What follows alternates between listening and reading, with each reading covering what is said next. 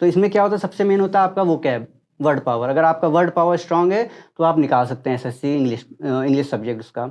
और word power क्या, sir ने हमको पीडीएफ प्रोवाइड करा दी थी, और सर का तरीका भी बहुत अच्छा है कि क्लास में टेस्ट कराते थे, थोड़ा सा वो कंपटीशन लेवल आ जाता था अंदर कि हाँ इस बार फर्स्ट लाना है, आपके प्राइज़ लेना है, ये है। तो उससे मेरा वर्ड पावर स्ट्रांग हो गया था, चाहे वो एंटोनिम हो, सिनोनिम हो, क्या कहते हैं, वन वर्ड हो, इडियम फ्रेजेस हो, कुछ भी हो, वो उससे हो सकता है पूरा।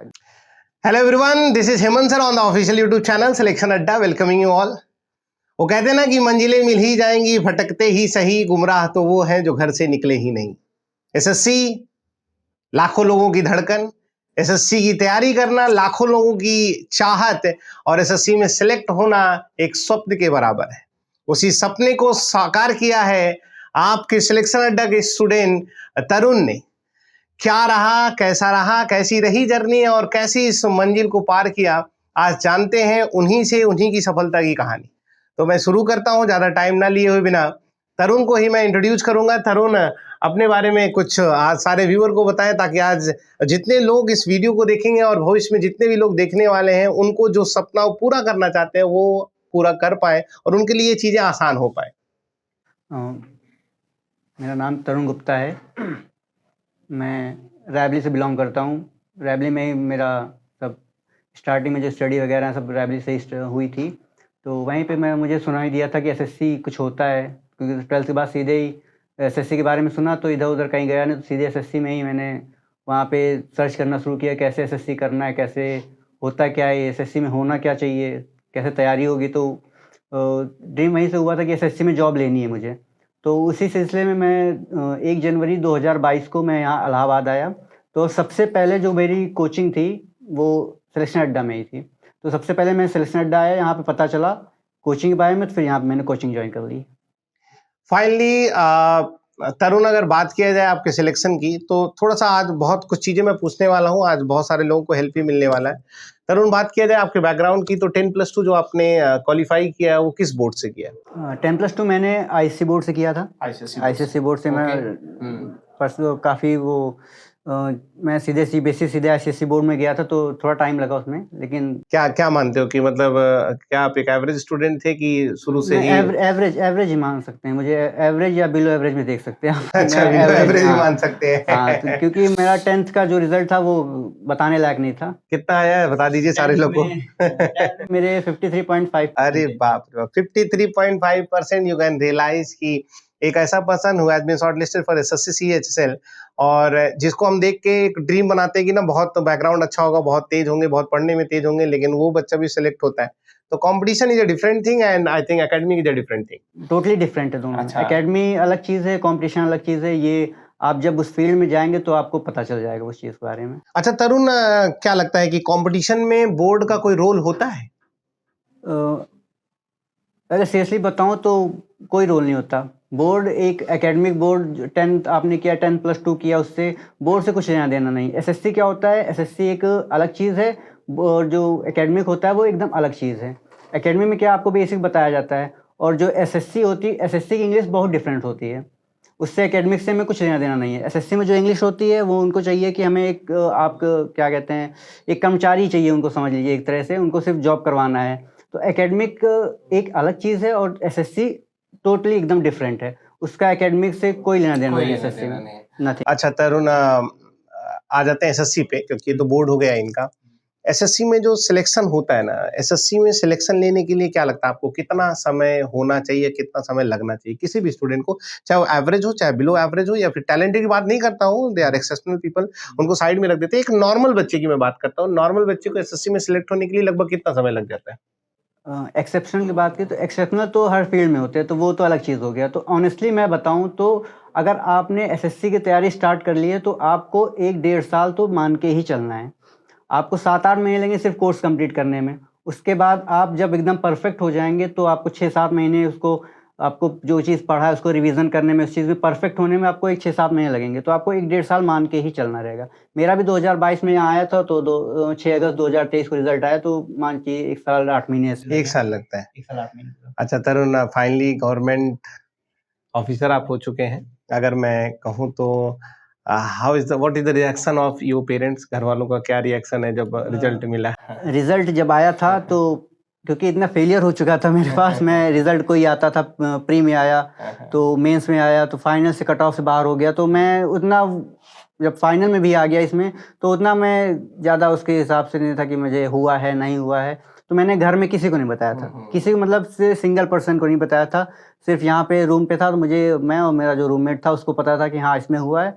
घर में आई थिंक 1-1.5 हफ्ते बाद नाना जी का फ़ोन आया तो उनको पता था, मैं जो एग्ज़ाम देता हूँ उनको सब पता रहता, मैंने अच्छा, कब क्या दिया आपने था। एक बात हमेशा हमसे जब भी बात हुई है आपकी, एक बात आपने हमेशा बोली है कि नाना आपके इंस्पिरेशन रहे। ऐसा क्या कारण है? नाना से आपको क्या जानने को मिला?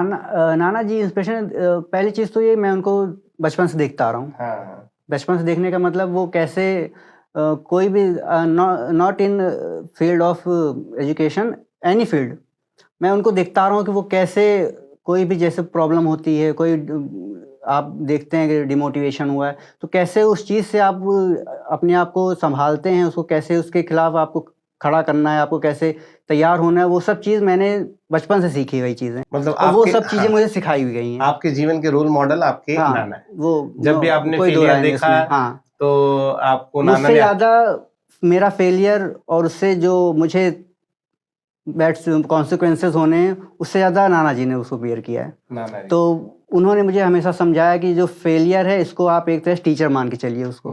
आपने अभी फेलियर हुआ है, क्या गलती की है वो आप सीखिए और आगे जाके उस पे आप वर्क कीजिए।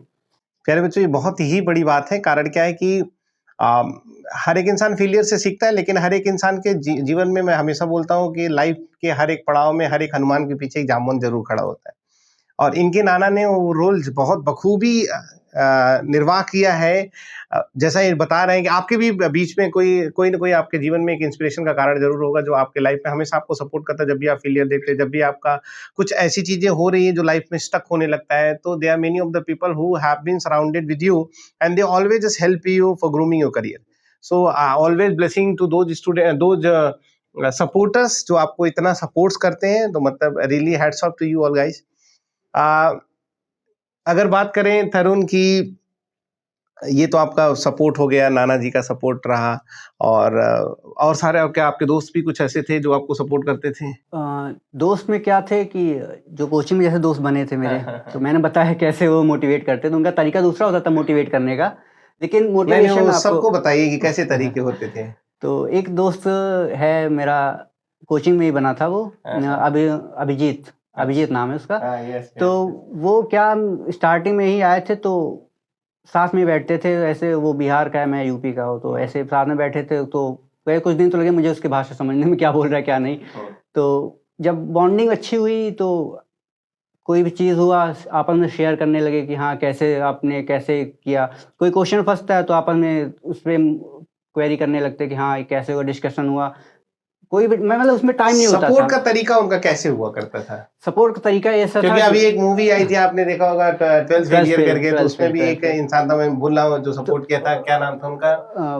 आई डोंट नो सर, वो नाम नहीं आईएएस याद आ बनाने रहा। के पीछे आईएएस मनोज पांडे, नहीं, एक तो इंसान थे, कौन से भैया थे, मैं याद नहीं आ रहा हूँ। तो उन्होंने बड़ा सपोर्ट उनको किया। हर एक इंसान के जीवन में ऐसे लोग आते हैं। तो आपके जीवन में आपका दोस्त आया तो उनका सपोर्ट करने का तरीका क्या हुआ करता था? सपोर्ट ये था जैसे कोई रिजल्ट आया, अब मेरा नहीं हुआ उसमें, तो वो, अब मैं बता हाँ, बताइए तो वो अलंकार लगा के मुझे समझाता था कि तुम अच्छा, स्लैंग वर्ड को यहाँ अलंकारिक शब्द बोला जाता है, हाँ, करके। स्लैंग वर्ड मतलब थोड़ा सा वो जो हम लोग दोस्त वाली होता है, टपोरी लैंग्वेज वाला जो सिस्टम थोड़ा सा, तो वैसे समझाता था। तो वो उसकी बात थोड़ा सा मतलब उसका तो एक तो बिहारी लोग लैंग्वेज स्वीट था टाइम में एकदम, तो जैसे समझाता तो थोड़ा सा मोटिवेशन मिलती थी और थोड़ा लगता था कि हाँ बात तो सही कह रहा है ये, अगर हम नहीं निकाल पाएंगे, क्योंकि होता क्या था ना कि आप जैसे कोचिंग में कर रहे हैं, टेस्ट हो रहा है, इसमें आप निकाल पा रहे हैं आंसर, लेकिन आप मेंस वहाँ जाके नहीं निकाल पा रहे हैं, तो थोड़ा सा वो लगता है कि यहाँ पे हो रहा है वहाँ क्यों नहीं कर पा रहे हैं। तो वो होना ज़रूरी रहता है। वो अगर वो आपका फ्रेंड है, आपके पेरेंट्स हैं, आपके कोई, तो एक सपोर्ट अगर वो आपके पास है तो आप हमेशा उससे बना के चलिए, कहीं भी पहुँच जाए उसको कभी मत भूलिएगा आप। Yes, right. लाइफ में आप कहीं भी जाइए, जीवन में आपको सपोर्ट करने के लिए जो दो हाथ खड़े थे उनको कभी नहीं भूलिए। वो दो हाथ आपके माँ बाप हो सकते हैं सबसे पहले, वो हाथ आपके दोस्तों के हो सकते हैं, वो हाथ आपके हो सकता है टीचर्स के हो सकते हैं। So don't forget them who has already supported you. तो जो आपको सपोर्ट करते हैं उनको हमेशा हम लोग उनके साथ रहना पसंद करना चाहिए हमें, और हमेशा उनके साथ रहना भी चाहिए, उनकी चीज़ों को कभी भूलना नहीं चाहिए। अच्छा, चलते हैं स्ट्रेटजी के बारे में बात करते हैं यार। एसएससी के स्टूडेंट जितने भी होंगे दिमाग में उनके होगा कि स्ट्रेटजी क्या होना चाहिए, क्योंकि थोड़ा सा एसएससी में नंबर ऑफ जो सिलेक्शंस होते हैं ना वो बहुत कम होते हैं, ठीक है ना। और जो लोग सिलेक्ट होते हैं उन्हीं की एडवाइस को सुन के और टीचर्स की एडवाइस को सुन के एक ऐसा इंसान जो तैयारी कर रहा है उसको बहुत कुछ सीखने को मिलता है। तो स्ट्रेटजी की अगर मैं बात करूँ तो सबसे पहले जो सबसे वीक सब्जेक्ट लोगों का बन जाता है एसएससी में वो होता है जीएस। और इसमें अभी ऐसा माना जा रहा है कि 2-3 साल के ट्रेंड में नंबर इसमें कम स्कोर हो रहे हैं। तो क्या लगता है, ये बात सत्य है कि जीएस में स्कोर कर पाना थोड़ा-सा मुश्किल है, जीएस में कम स्कोर आ रहा है? क्या कारण है इस कम आने का और ऐसा क्यों हो रहा है? तो सर सबसे पहले मैं स्ट्रेटजी पूरा ऑल ओवर बताता हूँ मैं एसएससी में स्ट्रेटजी क्या होनी चाहिए, फिर सब्जेक्ट वाइज आता हूँ मैं। तो ओवरऑल स्ट्रेटजी ये होनी चाहिए कि अगर आप कोई चीज़ तैयारी कर रहे हैं, एसएससी की ले रहा हूँ एग्जांपल, आप तैयारी कर रहे हैं तो आपको 3 चीज़ें उसमें होनी चाहिए, प्रैक्टिस, पेशेंस और परसिवरेंस। प्रैक्टिस जब तक नहीं करेंगे आपको कोई मतलब नहीं, आप चाहे जितना कोचिंग कर लें, अगर प्रैक्टिस नहीं किया तो कोई मतलब नहीं उसका। पेशेंस क्या होता है, क्योंकि एसएससी अभी तो चलो कुछ काम जल्दी करने लगी है, लेकिन एसएससी पहले क्या होता है 1.5-2 साल लगा देती थी उसको प्री मेंस का रिजल्ट लाने में ही। तो आपको पेशेंस भी रखना है कि हाँ हो जाएगा मेरा, प्रैक्टिस इस बार नहीं हुआ तो अगली बार हो जाएगा, तो पेशेंस बहुत इंपॉर्टेंट होता है। उसके बाद परसिवरेंस, परसिवरेंस मतलब लगन होती है। अगर आपने लगातार लग के कर ली इसमें 1.5 साल 2 साल दे दिए तो मुझे नहीं लगता कि कोई हो सकता जो आपको रोक सकता है सिलेक्शन लेने के लिए। जीएस की बात करता हूँ। जीएस की स्ट्रेटजी क्या होती है कि सबसे पहले तो आप जीएस में अगर करंट का आजकल ज़्यादा हो रहा है, करंट का और स्टैटिक का होता है। तो करंट और स्टैटिक पूरा मेन होता है उसमें, क्योंकि 10 से 12 नंबर करंट का आ जाता है और ऐसे ही 10 से आसपास थोड़ा सा आ जाता है स्टैटिक का भी। तो स्टैटिक और करंट अगर आपने ये तैयार कर लिया है तो आप बाकी बच्चों के साथ रेस में बने हुए हैं। अच्छा, एक छोटा-सा चीज़ तरुण यहाँ पे, क्या अभी मैं सुन रहा हूँ कि जीएस में थोड़ा-सा कुछ तो फिजिबिलिटी इस तरीके से आ गई है कि क्या उतना श्योरिटी नहीं आ रही कि क्वेश्चंस कहाँ से आएँगे, क्या नहीं आएँगे? अनश्योरिटी क्या कुछ ऐसा है? जीएस पूरा मतलब अथाह सागर है एकदम, उसमें कहाँ से क्या आ जाएगा कुछ पता नहीं है। लेकिन जो चीज़ जीएस में है डेफिनेट है कि यहाँ से आना ही आना है, तो पहले हम उसको तैयार करेंगे। जैसे जीके करंट में तो अगर 6 महीने पहले का करंट है तो वो तैयार कर लेंगे तो उसमें से 100% आना ही आना है। स्टैटिक में क्या, स्टैटिक क्या चीज़ होती है कि वो चीज़ करंट से रिलेटेड स्टैटिक हो जाता है। तो स्टैटिक जैसे हो गया तो वो चीज़ भी उसमें क्या होता है, वो चेंज नहीं होती ना स्टैटिक। जैसे अब एग्जांपल कोई ले लेते हैं, कोई स्पोर्ट्स के फील्ड का है, तो वो अगर वो चीज़ उसमें उसको अवार्ड मिला है तो वो तो चेंज होगा नहीं, अब तो वो अवार्ड मिल गया तो वो अभी तो करंट में काम करेगा। अगला कोई एग्जाम जैसे मान लीजिए अभी सीएचएल दिया, उसमें करंट आ गया, आपने सीजीएल दिया तो वो स्टैटिक के रूप में आ जाएगा। तो करंट और स्टैटिक आपको हमेशा वर्क करेगा वो। और बाकी जो सब्जेक्ट हो गए हिस्ट्री, ज्योग्राफी, ये सब चीज़ें, तो इसके लिए आप प्रीवियस ईयर ध्यान दे दीजिए, बहुत है उतना। बाकी बच्चे तो वही सब करते रहते हैं। मतलब प्रीवियस ईयर के जितने भी क्वेश्चंस आए हुए हैं अगर उसको गो थ्रू जाया जाए तो मेरे सर ख्याल मैं से बता रहा हूँ प्रीवियस ईयर हर चीज़ में, चाहे मैथ्स हो, रीजनिंग हो, प्रीवियस ईयर ही मेन पूरा है। ठीक। मैं अपना खुद का एक्सपीरियंस बता रहा हूँ ये। चल, अच्छा, दूसरे सब्जेक्ट पे आए, मैथ्स के बारे में। तो मैथ्स के लिए क्या क्या करना ज़्यादा बेहतर होगा? मैथ्स के लिए क्या है, आपको डेली मॉक देना पड़ेगा उसके लिए आपको। मॉक डेली आपको टियर 1 टियर 2 मतलब प्री और मेंस दोनों देना पड़ेगा।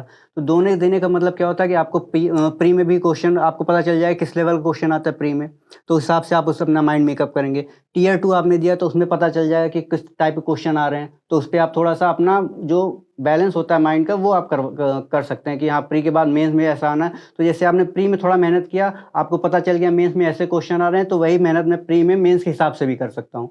तो ये सबसे मेन होता है कि आप मॉक दें। अच्छा, इंग्लिश की स्ट्रेटजी क्या है? इंग्लिश तो बड़ा ही इंपॉर्टेंट इंग्लिश सब्जेक्ट हो गया इस समय। हाँ, इंग्लिश बहुत इंपॉर्टेंट है और मैं बता रहा हूँ कि जेन्युइन बात है, ये 2022 में मैं यहाँ आया तो मुझे पता चला कि इंग्लिश इतना आसान हो सकता है। मैं सर की क्लास लिया था मैंने, तो क्योंकि मैं इंग्लिश में ये ऐसा था कि मुझे लगा था कि अब मैं पढ़ के आया हूँ एससी, तो एससी बोर्ड है निकाल दूंगा, कोई दिक्कत नहीं इंग्लिश में। लेकिन जब यहाँ पे आया तो पता चला एससी बोर्ड अलग चीज़ है, एकेडमिक अलग चीज़ है और एसएससी अलग चीज़ है। आपको एसएससी में एसएससी की इंग्लिश पढ़नी पड़ेगी। तो इसमें क्या होता है, सबसे मेन होता है आपका वोकैब, वर्ड पावर। अगर आपका वर्ड पावर स्ट्रांग है तो आप निकाल सकते हैं एसएससी इंग्लिश सब्जेक्ट उसका। और वर्ड पावर क्या, सर ने हमको पीडीएफ प्रोवाइड करा दी थी और सर का तरीका भी बहुत अच्छा है कि क्लास में टेस्ट कराते थे, थोड़ा सा वो कंपटीशन लेवल आ जाता था अंदर कि हाँ इस बार फर्स्ट लाना है, आपके प्राइज़ लेना है, ये है। तो उससे मेरा वर्ड पावर स्ट्रांग हो गया था, चाहे वो एंटोनिम हो, सिनोनिम हो, क्या कहते हैं वन वर्ड हो, इडियम फ्रेजेस हो, कुछ भी हो वो उससे हो सकता है पूरा। अच्छा, एक सब्जेक्ट होता है रीजनिंग। ऐसा माना जाता है कि रीजनिंग एसएससी में सबसे स्कोरिंग सब्जेक्ट में से एक है। कितना स्कोर करना एकदम से सही रहेगा कि इतना स्कोर मिनिमम जो लाएगा वही सिलेक्शन के दौर में होगा, नहीं तो वो फिर बाहर होगा, आउट ऑफ गेम होगा? रीजनिंग क्या है, बहुत ही इजी सब्जेक्ट है और बहुत ही अंडर एस्टिमेटेड चैप्टर सब्जेक्ट है। लोग उसको अंडर एस्टिमेट करते हैं। रीजनिंग में क्या है, कुछ नहीं है। तो अगर आप रीजनिंग में 46, 27, 46, 47, 48, 49 ऐसे मतलब 46 के अगर नीचे बिलो नंबर ला रहे हैं, 45 के बिलो, तो इसका मतलब आपको रीजनिंग आती नहीं है। तो आसान कैसे हुआ वो चीज़? अगर आपको रीजनिंग आती है तो आपको 50 के ऊपर 50 लाना चाहिए। तो जितना आप स्कोरिंग सब्जेक्ट को इग्नोर करेंगे, फिर वो जो फाइनल मेरिट बनेगी उसमें वो आपको इग्नोर कर देगा वो फिर। तो इसके लिए क्या है, जो चीज़ स्कोरिंग है उस पर आप ज़्यादा ध्यान दीजिए। राइट। इससे पहले आप ही के बैच का एक बच्चा सिलेक्ट होता, अपूर्वा एएसओ में सिलेक्ट होता सीजीएल के थ्रू। सर उसी को देख के मोटिवेशन थोड़ा आया कि मैं भी यहाँ बैठूंगा आके देने के लिए। इन्हीं के बैच का बच्चा एसएससी सीजीएल में सिलेक्ट हुआ था एएसओ के पोस्ट पे। एंड द डे, उस दिन जब आप उनके फेलिसिटेशन में थे और आज का दिन जब आपके फेलिसिटेशन में आज हजारों की संख्या में लोग हैं, तो क्या मतलब उस दिन से और आज की फीलिंग में कुछ अंतर? उस दिन सर जेलसी हो रही थी। उस दिन मैं एकदम सही बात बता रहा हूँ, ऑनेस्टली बता रहा हूँ, मैं बहुत जेलस हो रहा था कि ये इसका हो गया है। अब साथ में बैठते थे, ऐसा क्या हुआ, किसका हो गया। मैंने एग्ज़ाम भी साथ में ही दिया था, लेकिन क्या हुआ था कि मेरा मेंस में जो अभी तो टियर 3 हट गया है, तो टियर 3 में मेरा राइटिंग बहुत ख़राब है। मतलब राइटिंग मतलब इन द सेंस राइटिंग नहीं, मतलब उसमें जो मैटर लिखना रहता है वो सब चीज़ें मुझे बहुत ही, क्योंकि वो सब छूट गई थी, वो आदत, वो सब लिखने की आदत नहीं है। तो मेरा उस पर ख़राब हो गया था, तो मैं प्री मेन से पूरा फाइनल कट ऑफ से बाहर हो गया। तो उस वक्त जब क्लास में देखा तो थोड़ा जेलसी हुआ कि अरे इसका हो गया। फिर थोड़ा सा, फिर जब वहाँ फेलिसिटेशन हुआ, वो आपने जो करवाया था ऑडिटोरियम में, उसमें भी फिर इसी वजह से मैं गया ही नहीं था उसमें। मतलब इतनी जेलसी हो गई थी, मैं गया ही नहीं फेलिसिटेशन में कि मैं नहीं जा सकता, मैं नहीं जा। मुझे अंदर से गिल्ट फील हो रहा था। दोस्त फेल होता है तो दुख होता है, लेकिन जब टॉप कर जाता है तो बहुत ज्यादा दुख होता है। ये बात सच है। मुझे नहीं अच्छा लगा कि यार मुझे वहाँ होना चाहिए था, मैं नीचे बैठूंगा अच्छा नहीं लगेगा। नहीं, वो यही होता है, यही तो सीखना है कि लाइफ में जो हमारे फेलियर्स होते हैं ना, उसको सीखना होता है, और जो हमारे साथ के लोग सक्सेसफुल होते हैं उनको देख के हमें सीखना होता है। हाँ, इसमें नो डाउट कि सामने वाले को देख के थोड़ी जेलसी आती है, लेकिन यकीन वो हेल्दी जेलसी होती है, और उस जेलसी को देख के हम लाइफ में आगे बढ़ने के लिए कहीं ना कहीं हमारा नींद चैन सब कुछ खो जाता है उन्हीं को देखने के बाद। तो ये ऐसी जेलसी जो बहुत अच्छी जेलसी है, और इस जेलसी का जो परिणाम निकलेगा ना वो बहुत ही शानदार निकलेगा। ठीक है, काफी लंबा हो गया है। लास्ट में क्वेश्चन मैं पूछूंगा तरुण कि क्या मैसेज आप सारे बच्चों को देंगे ताकि वो भी 1-2 साल में सिलेक्ट होके यहीं पे आके बैठे और अपने माँ बाप का नाम रोशन कर पाए, लोगों को अपने आप पे प्राउड फील करा पाए और अपने लिए कुछ कर पाए? सबसे पहले क्या है कि आपको, मेरा मैसेज क्लियर है एकदम, प्रैक्टिस करना है, पेशेंस रखना है और परसेवरेंस आपको रखना है। और एक मैसेज क्या है कि आपको सेल्फ बिलीफ होना चाहिए कि मैं निकाल लूँगा। क्योंकि जो बच्चे, अब मैं अपना एग्जांपल नहीं दूंगा, जो बच्चे निकालते हैं, सेलेक्ट होते हैं, वो भी आप ही के बीच से आके निकलते हैं। तो मैं भी आप ही के बीच से आया हूँ, देख के आया हूँ। कोई ना कोई चीज़ होती है, एक चीज़ जो सबको ट्रिगर करती है कि ये चीज़ करना है, मुझे ये चीज़ करना है। तो कोई होता है, किसी को देख के मोटिवेट हो जाता है, कोई है अपनी फाइनेंशियल कंडीशन देखता है, कोई माँ बाप का चेहरा देख के आता है कि मुझे कुछ करना है, इनके लिए करना है। तो वो सब आपके लिए आपके ऊपर है कि आप, अगर आपको हर घंटे हर दिन मोटिवेशन जरूरत पड़ रही है तो फिर इसका मतलब आप सही लाइन पे नहीं है। राइट। अगर आप अगर सर मिडिल क्लास इंसान है तो उसको सबसे बड़ा मोटिवेशन वही है कि मिडिल क्लास जिस परिवार से बिलोंग करते हैं, घर के दहलीज पे कदम रखते ही हमें मोटिवेशन मिल जाता है, माँ बाप का उतरा हुआ चेहरा। जीवन में इससे बड़ा मोटिवेशन कुछ हो ही नहीं सकता। मैं एक ही बात बोलूंगा कि जब भी आपको मोटिवेशन की जरूरत पड़े, आप अपने माँ बाप के चेहरे को एक बार निहार लीजिएगा, आपको खुद कारण पता चल जाएगा कि हमें क्यों सिलेक्ट होना है और हमें क्यों अच्छा करना है। क्योंकि हम लोग एक ऐसे परिवार में जन्म लिए जहाँ पे हमारा परिवार ही हमारे ऊपर डिपेंडेंट है कि उनके जीवन में कुछ अच्छा तब हो पाएगा जब हमारे साथ कुछ अच्छा होगा। तो उनका भविष्य भी आपसे जुड़ा हुआ है। तो जब किसी इंसान का भविष्य आपके साथ जुड़ा है तो मेरे ख्याल से इससे बड़ा कारण आपके जीवन में सफल होने का कुछ हो ही नहीं सकता है। मोटिवेशन की आपको बिल्कुल जरूरत नहीं है। हम लोग रोज ऐसी परिस्थितियों से होकर गुजर रहे हैं जिस परिस्थितियों में जीना ही एक मोटिवेशन है। फिलहाल तो सर एक बात और शेयर करूंगा आपसे मैं, कि अभी मैं घर गया था गांव मम्मी के पास, तो मुझे एक बात पता चली है कि ऐसे क्या हुआ था कि मम्मी ऐसे घर पे थी, तो जो मतलब होता नहीं कि यहाँ तो चलो ठीक है, लेकिन जो थोड़ा रूरल एरिया होता है, वो सोसाइटी वहाँ पे होती है, तो वो ऊपर नीचे वाला थोड़ा सिस्टम होता है वहाँ पे। राइट। तो उधर से एक लोग मतलब वहाँ रहते हैं थोड़ा सा, तो वो आके अपनी तरफ से मम्मी से बोले कि पार्टी वार्टी कर लो अब। बोला किस लिए, कहा अरे अब नाती हो गया उसमें, तब तो पार्टी वार्टी कर लो। अधिकारी तो जब ये बात मुझे पता चली तो मैं तब रियलाइज़ हुआ कि हाँ कुछ तो अच्छा किया है मैंने अच्छा लाइफ किया में, है। ऐसा किया है। तो बस वही चाहिए, माँ बाप खुश रहें और क्या चाहिए। जिन्होंने सपोर्ट किया है वो कभी उनका सर ना झुकने पाए, बस और कुछ नहीं है। ये मैसेज आपको भी दे रहा हूँ, अगर ये कर लिया तो फिर लाइफ में हर जगह आप, नॉट नेसेसरी पूरी लाइफ में आप कहीं कभी नहीं। जिन्होंने हमें 9 महीने कोख में रखा हुआ है और जिस बाप का साया हमारे जीवन में हमेशा हमको गिरने से बचाया है, अगर उनका सर नहीं झुकने देंगे, यकीन मानिए हर माँ की कोख धन्य हो जाएगी ऐसी औलाद को जन्म देगी। अपने लिए नहीं, जो आपको सपोर्ट कर रहा है, अगर उनके लिए आपने जीना स्टार्ट करे तो कोई दिक्कत नहीं, फिर आप हर जगह सक्सेस होंगे। बहुत शानदार, बहुत ढेर सारी शुभकामनाएं हैं तरुण। मैं चाहूंगा कि इसी तरीके से आप बढ़ते रहिए और माँ बाप का सम्मान बढ़ाते रहिए और सारे लोग भी अपने माँ बाप का सम्मान बढ़ाते रहिए। फिलहाल आज के सेशन में यही रखते हैं। Thank you very much.